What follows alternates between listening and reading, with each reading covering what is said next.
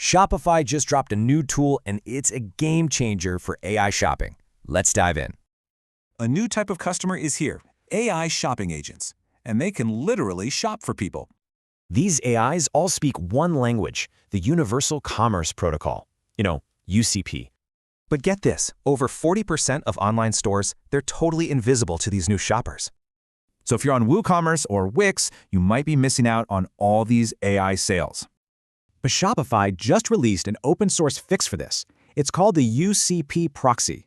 So what is it? Think of it like a universal translator for your store and any AI. It's super simple. The AI asks, the proxy translates, and your store just gets it. And get this, no database is needed. That means you only pay when you make a sale. It's super flexible. It already includes adapters for WooCommerce and Wix right out of the box. And yeah, it handles the entire checkout. We're talking payments, security, the whole thing.